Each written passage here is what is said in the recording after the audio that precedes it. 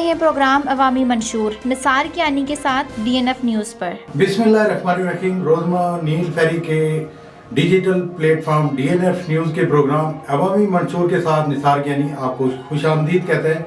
आज हमारे स्टूडियो में गेस्ट हैं राजा मसूदुर रहमान एडवोकेट साहब। राजा मसूदुर रहमान एडवोकेट साहब, हम आपको अपने स्टूडियो में खुशामदीद कहते हैं। और राजा मसूद साहब का मैं आपको इंट्रोडक्शन करवाता चलूँ कि राजा मसूद साहब सीनियर नायब सदर हैं PTI लहर विंग आज़ाद कश्मीर के, और हल्का LA 15 बस्ती बाग से ये PTI आज़ाद कश्मीर के टिकट के उम्मीदवार भी हैं। राजा साहब, हम आपसे ये जानना चाहेंगे कि आपके साथ साथ बस्ती बाग से तकरीबन 14 और उम्मीदवारों ने टिकट के लिए अप्लाई किया हुआ है। आप क्या समझते हैं कि पाकिस्तान तहरीक इंसाफ का पार्लियामेंट्री बोर्ड क्या मेरिट की और कारकर्दगी की बुनियाद पे क्या आपको टिकट जारी करेगा? बिस्मिल्लाहिर्रहमानिर्रहीम। मैं सबसे पहले निसार कियानी साहब आपका जो चैनल है DNF नील फेरी अखबार का, आपकी पूरी टीम का मैं शुक्रिया अदा करता हूँ कि आपने मुझे मौका दिया कि मैं बातचीत कर सकूँ। जो आपने सवाल किया, इस हवाले से हमारा पाकिस्तान तहरीक इंसाफ एक विजन रखने वाली जमात है जिसकी क़यादत इमरान खान कर रहा है, और उसी विजन और सोच की बुनियाद पे पाकिस्तान के अवाम ने इमरान खान को पाकिस्तान का वज़ीर-ए-आज़म मुंतखब किया है। और मैं ये समझता हूँ कि इमरान खान बेहतर कारकर्दगी वो दिखा रहे हैं पाकिस्तान के अंदर। पाकिस्तान के महरूम और मजबूर जो लोग हैं उनके हवाले से जो उनके मंसूबे जो पाकिस्तान के अंदर उन्होंने लॉन्च किए हैं, उससे आज़ाद कश्मीर के अवाम भी मुस्तफ़ीद हो रहे हैं। तो ऐसी सूरत हाल के अंदर आज़ाद कश्मीर के अंदर आने वाले जो आमदा इंतखाबात हैं, उस हवाले से पाकिस्तान तहरीक इंसाफ ने टिकट्स के एप्लीकेशन मांगी। उसमें मैं भी अपने आप को बतौर उम्मीदवार, मैंने भी पार्टी टिकट के लिए एप्लीकेशन दी। साथ और भी हमारे को 13-14 जो हल्के के उम्मीदवार हैं उनने दिए, और मुझे यकीन है कि पाकिस्तान तहरीक इंसाफ मेरिट और इंसाफ की बुनियाद पे जिस तरीके से उन्होंने इंटरव्यू किए हैं, सारी चीज़ें की हैं, मेरिट की बुनियाद पे वो टिकट देंगे और इंशाअल्लाह हल्का बस्ती बाग की सीट पाकिस्तान तहरीक इंसाफ को हम विन देंगे। राजा साहब, जिस तरह आपने कहा कि हल्का बस्ती बाग की आप सीट विन करके देंगे, वहाँ से ये हम देख रहे हैं कि वहाँ से आपके हल्के से नहीं बल्कि दूसरे ज़िला पुंछ से एक उम्मीदवार हैं सरदार तनवीर इलियास साहब, उनका भी प्रोग्राम है, उन्होंने भी अप्लाई किया हुआ है। उन 14 उम्मीदवारों में वो भी शामिल हैं, वो भी टिकट के लिए उन्हें पार्लियामेंट्री बोर्ड को दरख्वास्त दी है। क्या आप समझते हैं कि अगर आपका पार्लियामेंट्री बोर्ड उन्हें टिकट जारी करता है तो आप क्या पार्टी का जो फैसला होगा उसको कबूल करेंगे? उसमें गुजारिश ये है कि टिकट के लिए अप्लाई कर रहा हूँ तो पार्टी या कारकुन का राइट है कि वो कहीं से भी जो है ना पार्टी टिकट के लिए अप्लाई कर सकता है। दूसरी गुजारिश है कि पाकिस्तान तहरीक इंसाफ का हमारा एक वोट बैंक है। पिछला जो इलेक्शन था वहाँ पे हमने पाकिस्तान मुस्लिम लीग के जो कैंडिडेट थे वो बड़े बरी बरकम और वज़ीर-ए-आज़म उस वक्त के जो थे नवाज शरीफ, उनकी तरफ से वो उम्मीदवार लाए गए थे, तो हमने उनके खिलाफ भी भरपूर मजम्मत की। और जो 4 वफाकी वज़रा घूम रहे थे उनके खिलाफ भी हमने हल्का बस्ती बाग के अवाम और पाकिस्तान तहरीक इंसाफ के कारकुनों ने बड़ा भरपूर किरदार अदा किया, और हमारे जो कैंडिडेट थे उनको 15,000 के करीब लगभग हमने वोट दिलवाए। पाकिस्तान तहरीक इंसाफ हल्का बस्ती बाग के अंदर बड़ी मजबूत पोजीशन पे और विनिंग पोजीशन पे है, और मैं ये समझता हूँ कि बाहर से कोई बंदा आके तो वो शायद उस तरीके से परफॉर्म न कर सके जिस तरीके से हमारे हल्के के अंदर मैं खुद भी वहाँ पे मेरा एक बड़ा वसी तजर्बा रखता हूँ। 4-5 इलेक्शंस के हवाले से वहाँ पे इलेक्शन हमने करवाए हैं, और पाकिस्तान तहरीक इंसाफ के कारकुनान और लोग हल्का बस्ती बाग के अंदर ऐसी पोजीशन के अंदर मौजूद हैं कि बस्ती बाग की जो सीट है वो पाकिस्तान तहरीक इंसाफ आसानी से जीत सकती है। बाहर से उम्मीदवार कोई आके अगर बस्ती हल्के से वो इलेक्शन लड़ेगा तो उससे पार्टी को नुकसान होगा, पार्टी को उससे फ़ायदा नहीं होगा। मैं आपसे जानना चाहूँगा कि आपका हल्का बस्ती बाग जो है वो बड़े सीनियर पार्लियामेंटेरियन रखता है। वहाँ पे अब्दुल तराबी साहब हैं, मुश्ताक मिनाज साहब हैं, राजा यासीन साहब हैं, सरदार कमर ज़मान साहब हैं, फिर ज़िया कमर साहब हैं, फिर PTI के 12-13 उम्मीदवार हैं। इस तरह JUI भी है, और मजहबी जमातें छोटी छोटी और आज़ाद उम्मीदवार भी खड़े होते हैं। आप मुझे ये बताएं कि آپ کی جو پارٹی ہے 14 امیدوار آپ سامنے آئے ہوئے، آپ کا مقابلہ کس پارٹی سے ہوگا؟ میں یہ سمجھتا ہوں کہ اس وقت پاکستان تحریک انصاف جس پوزیشن پہ یہاں پہ موجود ہے ہمارے حلقے کے اندر، ساری جماعتیں بھی مل کے پاکستان تحریک انصاف کا مقابلہ کبھی نہیں کر سکتا ہے. بہت آسانی سے انشاءاللہ ہم حلقہ بستی باغ کی سیٹ جو ہے نا وہ ہم نکال لیں گے. کوئی ہمارے مقابلے میں سارے مل کے بھی ہمارے مقابلے میں ووٹ نہیں لے سکتے. ایک اور فیکٹر ہے، بڑا اہم فیکٹر یہ ہے کہ طاہر اقبال صاحب جنہیں حلقہ بستی باغ کی سیاست کا ایک اہم رول سمجھا جاتا ہے، وہ بھی امریکہ سے 28 اپریل کو آ رہے ہیں پاکستان. تو ان کے بارے میں کافی مطلب سیاسی حلقوں میں ڈسکس یہ ہو رہا ہے کہ طاہر اقبال صاحب کی جو آمد ہوگی اور اس کے بعد وہ جس امیدوار کی حمایت کا اعلان کریں گے شاید وہی امیدوار فتح کا وہ اس کا مقدر بنے گی. تو آپ طاہر اقبال صاحب کا جو فیکٹر ہے، جو عنصر ہے، جو ان کا جو سیاسی کردار ہے، اس کو کس نظر سے دیکھتے ہیں اور کیا سمجھتے ہیں کہ ان کا آنا اور کسی کینڈیڈیٹ کی حمایت کرنا یہ کوئی اہمیت رکھتا ہے کہ کوئی غیر اہم چیز ہے؟ اس میں یہ تو انہوں نے کیا کرنا ہے اس حوالے سے تو وہی آپ کو وہ بہتر بتا سکتے ہیں. ایز اے پولیٹیکل ورکر میں سمجھتا ہوں کہ طاہر اقبال صاحب ایک اچھے سیاسی کارکن ہیں، اور کوئی بھی سیاسی کارکن ہو وہ کسی برادری، کسی علاقے، کسی جماعت سے ہو. اس لیے کہ میں خود سیاسی کارکن ہوں تو میں سیاسی کارکنوں کی قدر و قیمت میں بخوبی سمجھتا ہوں. سیاسی کارکنوں کو اپنا مثبت کردار ادا کرنا چاہیے، جس سے معاشرے، سوسائٹی، سماج کے اندر، حلقے کے اندر لوگوں کی بہتری کے لیے جو ہے نا وہ کردار ادا کر سکیں. وہ اپنا کیا فیصلہ کرتے ہیں اس حوالے سے تو وہ آپ انہی سے سوال بنتا ہے. بہرحال وہ ایک اچھے سیاسی کارکن.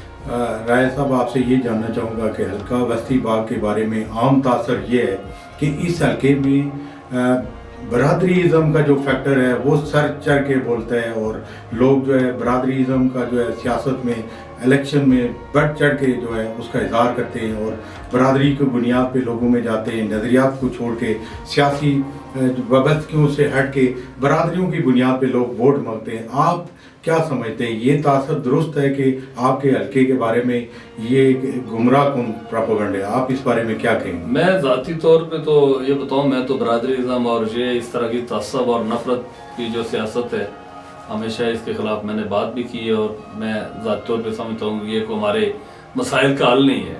ہمارے مسائل کا حل جو ہے نا وہ آج کا ایک جدید جو دور ہے، آج انٹرنیٹ کا دور ہے، دنیا بہت ایڈوانس ہو چکی ہے.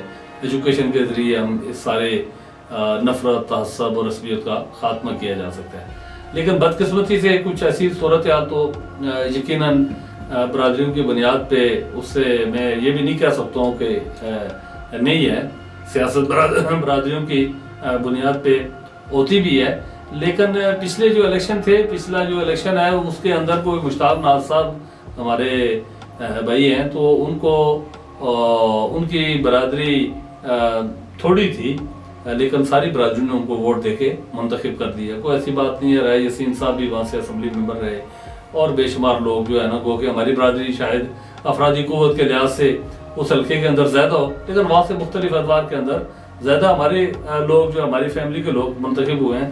لیکن کوئی ایسی بات نہیں ہے. لیکن یہ ضرور ہے کہ یہ حلقہ بستی باغ کے جتنے بھی قبائل ہیں ان کو جو پچھلا جو الیکشن ہوا، جو مشتاق مناس نے جو الیکشن جیتا، اور اس کے بعد لوگوں کے اندر ایک احساس کمتری اور محرومی کا بھی شکار ہے. اس لیے کہ وہ الیکشن جیتنے کے بعد وزیر بن گئے، وزیر بننے کے بعد وہ اسلام آباد لیٹ گئے. انہوں نے حلقہ بستی باغ کے عوام کو اپنا چہرہ بھی دکھانا وہ انہوں نے نصیب نہیں کروایا ہے، اور وہ ادھر ہی لیٹر ہے. اس سے حلقہ بستی باغ کے عوام جو ہے نا وہ اساس محرومی اور کمتری کا شکار ہو گئے. اور حلقہ بستی باغ کا جو ایم ایل اے تھا وہ مکمل 5 سال جو ہے نا وہ حلقے سے غائب رہا. آپ صافی ہیں، آپ خود بھی اس حوالے سے انویسٹیگیشن کر سکتے ہیں کہ وہ 10 مرتبہ بھی باغ کے اندر نہیں گیا ہے. باغ کے جو لوگوں کے جو مسائل تھے، جو چھوٹے چھوٹے جو لوگوں کے مسائل ہوتے ہیں، وہ ایم ایل اے اور وزیر کی موجودگی میں لوگوں کے مسائل حل ہوتے ہیں. تو وہ یقیناً ایک اس طریقے سے لوگوں کے اندر ایک بڑا غم و غصہ بھی پایا جاتا ہے. ان کی جو کارکردگی ہے وہ بھی کچھ صفر رہی ہے. اور اس طریقے سے کوئی ایسا بندہ اگر کہیں پھر اور ہمارے اوپر اگر مسلط کرنے کی کوشش کی تو یقیناً حلقہ بستی باغ کے اندر عوام کا شدید ایک ریاکشن لوگ کریں گے. لوگوں کی خواہش ہے، لوگ یہ چاہتے ہیں کہ ہمارا ایسا نمائندہ ہو کہ جو وہاں پہ لوگوں کے مسائل حل کر سکے، وہ وہیں کا رہنے والا ہو۔ تو اس بنیاد پہ یہ نہیں ہو سکتا کہ حکمرانی کرنے کے لیے ہلکا بستی باغ کے اوپر چلا جائے اور وہاں سے لوگوں کو جھانسا دے کے ووٹ لے لے اور اس کے بعد جو ہے نا وہ انجوائے کرتا رہے۔ یہ ہلکا بستی باغ کے لوگ اس مرتبہ قبول نہیں کریں۔ آخری سوال آپ سے یہ پوچھوں گا کہ آپ کیا بیانیہ لے کے عوام کے پاس ووٹ مانگنے جائیں گے؟ لوگ مہنگائی سے تنگ ہیں، پی ٹی آئی کی جو وفاقی حکومت ہے اس کی پالیسیوں پہ بھی لوگ سوال اٹھا رہے ہیں، مہنگائی ایک بہت بڑا مسئلہ بنا ہوا ہے۔ اس کشمکش میں، اس کیفیت میں لوگوں کے پاس آپ کون سا بیانیہ لے کے جائیں گے جس کی بنیاد پہ عوام آپ کو ووٹ دیں گے؟ اس میں بہت اچھا سوال آپ نے کیا۔ بنیادی طور پہ بات یہ ہے کہ مہنگائی تو ایک عالمی مسئلہ ہے، کوئی پاکستان کا مسئلہ نہیں ہے، یہ ایک عالمی مسئلہ ہے۔ اور عمران خان کو جب پاکستان جس حالت میں ملا، انتہائی مشکل صورتحال سے دو چار تھا، قرضے ہی قرضے تھے، پچھلی حکومتوں کی کرپشن تھی، نااہلی تھی۔ اب عمران خان کو وہ ساری گند اور کرپشن صاف کرتے ہوئے کافی ٹائم لگے گا، لیکن میں یہ سمجھتا ہوں کہ آزاد کشمیر کے اندر عمران خان نے جس طریقے سے آزاد کشمیر کے جو لوگ ہیں، جو غریب لوگ ہیں، اور سارے لوگوں کو انہوں نے ہیلتھ کارڈ دے دیا۔ اب دیکھیں نا، یہ بہت بڑا ایک کام ہے عمران خان کا، پاکستان کے عوام کے لیے بھی، اور بالخصوص اس لیے کہ انہوں نے 100% لوگوں کو ہیلتھ کارڈ دے دیا۔ یہ کوئی معمولی بات نہیں ہے۔ اب ہمارے کتنے لوگ جو ہے نا وہ اس سے مستفید ہو رہے ہیں۔ اب اس طریقے سے خان صاحب کے بے شمار پروگرامات ہیں، اساس پروگرام ہے، اور بے شمار اس طریقے سے کامیاب جوان پروگرام ہے، اور اس طریقے سے بے شمار انہوں نے جو پروگرامات شروع کیے ہیں، اس سے آزاد کشمیر کی جو ہے نا وہ عوام مستفید ہو رہے ہیں۔ اور پھر عمران خان نے کوئی آزاد کشمیر کی جو گورنمنٹ، حالانکہ پی ایم ایل این کی گورنمنٹ تھی، تو انہوں نے کوئی کٹ بھی نہیں لگایا ہے، اور سارے فنڈ جو ہے نا وہ دیتے ہیں، گو کہ اس طریقے سے وہ انویسٹمنٹ نہیں کر سکے۔ پھر عمران خان واحد لیڈر ہے 73 سالوں کے اندر کے جس نے کشمیر کے حوالے سے، مسئلہ کشمیر کے حوالے سے جنرل اسمبلی میں کھڑے ہو کے یہ بات بڑے دبنگ طریقے سے، بڑے دو ٹوک واضح انداز میں انہوں نے کشمیر کا جو موقف ہے وہ پیش کیا۔ عالمی برادری کو بھی سمجھ آئی کہ کشمیر کو مسئلہ ہے۔ جس طریقے سے 5 اگست کے بعد مودی نے ہمارا 370 اپنے کانسٹیٹیوشن کے اندر 35A کا اس سے خاتمہ کر لیا، اور مقبوضہ کشمیر کے اندر ایک جبری قبضہ کر لیا، اس حوالے سے عمران خان نے کشمیریوں کا سفیر ہونے کا اپنا کردار ادا کیا ہے۔ پھر 5 فروری کو کوٹلی جلسے کے اندر بھی، اور انہوں نے اور پھر مختلف انٹرویوز، ٹاک شوز کے اندر انہوں نے بھرپور طریقے سے کشمیر کی نمائندگی کی ہے۔ میں سمجھتا ہوں کہ کشمیر کے جو لوگ ہیں، کشمیر کے عوام آنے والے انتخابات میں آزاد کشمیر کے اندر بیرسٹر سلطان محمود چودھری کی قیادت میں کلین سویپ انشاءاللہ وہ کرے گی پاکستان تحریک انصاف۔ بہت بہت شکریہ راجہ مسعود الرحمان ایڈوکیٹ صاحب۔ ناظرین، آپ نے راجہ مسعود الرحمان ایڈوکیٹ صاحب کی گفتگو سنی، جس طرح انہوں نے کہا کہ عمران خان کشمیریوں کے سفیر ہیں، اور ان کی جو معاشی پالیسیاں ہیں اور وہی ویژن اور ان کی پالیسیوں کا، ان کا وہی بیانیہ لے کے